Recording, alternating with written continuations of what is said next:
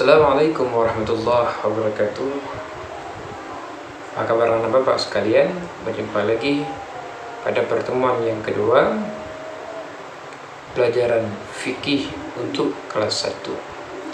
Pertemuan yang pertama kita telah mengenal rukun Islam, itu ada 5. Yang pertama dalam mengucapkan syahadah, asyhadu an la ilaha illallah, asyhadu anna Muhammadar Rasulullah. Yang kedua, mendirikan sembahyang sehari semalam 5 waktu. Yang ketiga, berpuasa di bulan Ramadan. Yang keempat, menunaikan zakat. Dan yang kelima, naik haji ke Baitullah bagi orang yang mampu.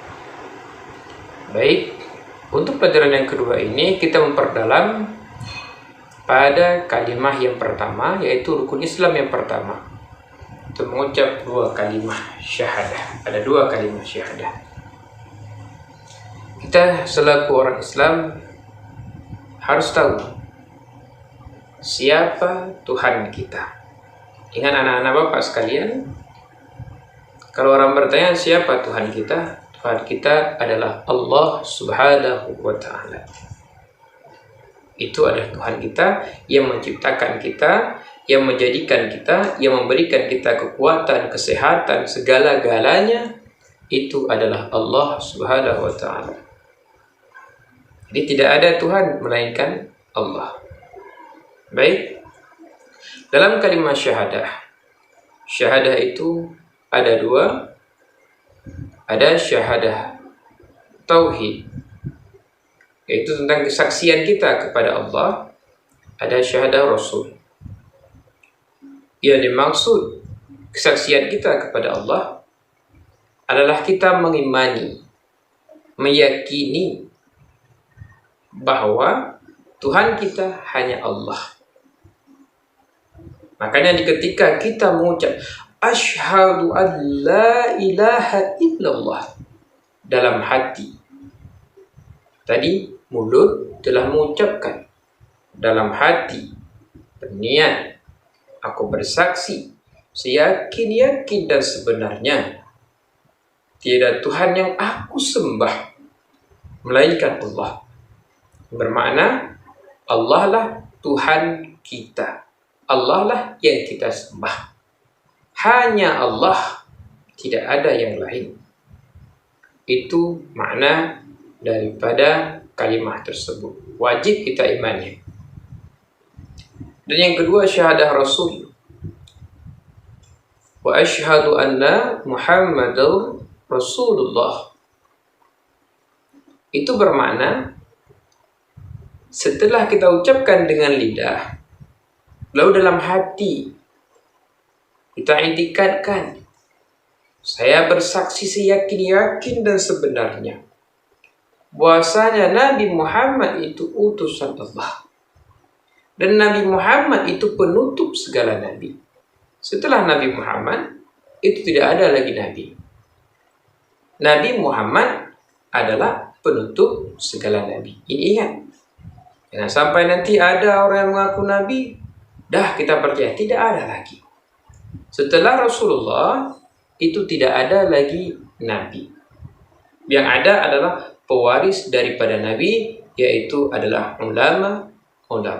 Baik anak bapak sekalian, mari kita perhatikan 2 kalimah tersebut. Yang pertama adalah kalimah asyhadu an la ilaha illallah wa asyhadu anna Muhammadar Rasulullah. Pada kalimah yang kedua, pada kalimah yang pertama ini, apakah cukup dengan lisan dan hati? Tidak. Kita praktekkan dalam kehidupan kita dengan perbuatan. Apa dengan perbuatan? Orang yang dia meyakini bahwasanya Allah Maha melihat, Allah Maha mendengar, maka orang tersebut akan melaksanakan perintah-perintah Allah. Ingat. Dan dia tidak akan melakukan segala larangan-larangan yang Allah larang. Allah ada memerintahkan kita, kita lakukan. Allah ada melarang, jangan kita lakukan. Kenapa? Allah Maha melihat kita. walaupun kita berada dalam gelap sekalipun, tidak ada orang yang melihatnya, jangan coba-coba kita melakukan kejahatan tersebut, karena Allah mengetahui apa yang kita lakukan. Yang kedua, kita katanya dengan lidah kita sudah bersaksi dan Muhammad itu utusan Allah. Sudah kita yakini di dalam hati. Dalam kehidupan kita praktekkan bagaimana sifat Rasulullah Sallallahu Alaihi Wasallam. Kita mencintai Rasulullah. Kita praktekkan hidupnya Rasulullah, bagaimana adab-adab Rasulullah, bagaimana akhlaknya Rasulullah. Ini yang perlu kita tanamkan. Rasulullah itu ada idola kita. Kita harus punya idola. Kalau ditanya sama orang, siapa idola kita? Bukan Ronaldo, bukan Messi, bukan Valentino Rossi, bukan Marquez, dan lain segala, tidak. Jangan itu kita jadikan idola. Idola kita adalah Nabi Muhammad Sallallahu Alaihi Wasallam. Maka seseorang yang dia mengidolakan Rasulullah, dia harus tahu bagaimana sifat daripada Rasulullah, bagaimana akhlaknya daripada Rasulullah. Maka kalau ini tidak dilakukannya, maka sungguh berarti Rasulullah itu bukan idolanya.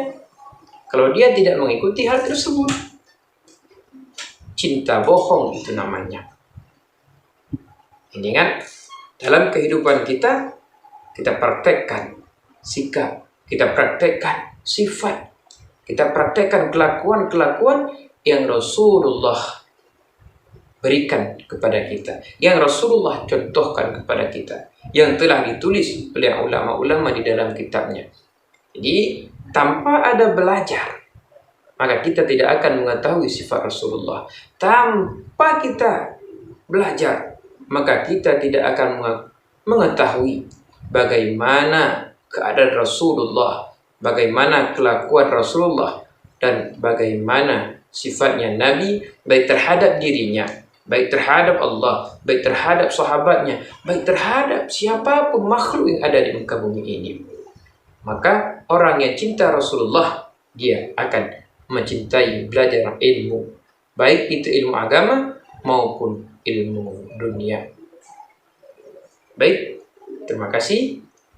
Sebagai kesimpulan pada hari ini, pada pertemuan yang kedua ini, mari kita tanamkan rasa iman kita kepada Allah dengan meyakini bahwasanya Allah itu adalah Tuhan kita, dan kita melaksanakan segala perintah Allah, dan juga menjauhi segala larangan-larangan Allah, dan juga mari kita bersaksi bahwasanya Muhammad itu utusan Allah dengan cara kita mempraktekkan kehidupan-kehidupan, adab-adab, sikap-sikap, kelakuan-kelakuan yang Rasulullah contohkan kepada umatnya. Sampai jumpa pada pertemuan selanjutnya. Assalamualaikum warahmatullahi wabarakatuh.